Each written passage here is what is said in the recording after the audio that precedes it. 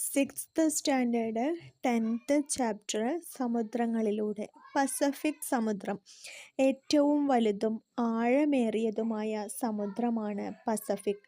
ഭൗമോപരിതലത്തിൻ്റെ 1/3 ഭാഗത്തോളം ഈ സമുദ്രത്താൽ ആവരണം ചെയ്തിരിക്കുന്നു.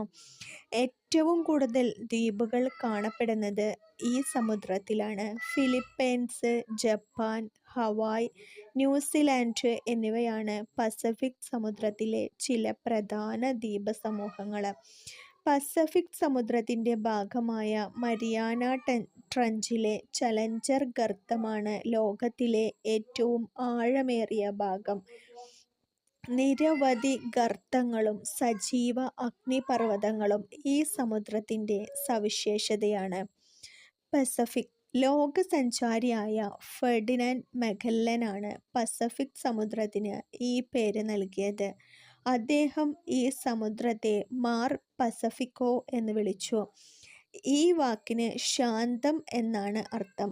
അറ്റ്ലാന്റിക് സമുദ്രത്തേക്കാൾ ശാന്തമാണ് പസഫിക് സമുദ്രം എന്ന് തോന്നിയതിനാലാണ് അദ്ദേഹം അങ്ങനെ പേര് നൽകിയത്.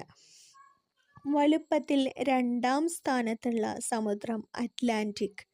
ഇംഗ്ലീഷ് അക്ഷരമാലയിലെ എസ്സിനോട് സാമ്യമുള്ളതാണ് ഇതിൻ്റെ ആകൃതി.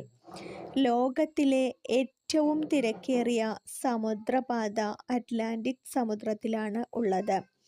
സമുദ്രത്തിൻ്റെ മധ്യഭാഗത്തായി സ്ഥിതി ചെയ്യുന്ന സമുദ്രാന്തർ പർവ്വതനിരയായ മധ്യ അറ്റ്ലാന്റിക് പർവ്വതനിര ഇതിൻ്റെ മറ്റൊരു പ്രത്യേകതയാണ്. പ്യൂറിട്ടോറിക്കോ ട്രഞ്ചിലെ മിൽവാക്കി ദ്വീപാണ് സമുദ്രത്തിലെ ഏറ്റവും ആഴമേറിയ ഭാഗം. ന്യൂ ഫൗണ്ട്ലാൻഡ്, ഐസ്ലാൻഡ് തുടങ്ങിയവ അറ്റ്ലാന്റിക് സമുദ്രത്തിലെ പ്രധാന ദ്വീപുകളിൽ ചിലതാണ്.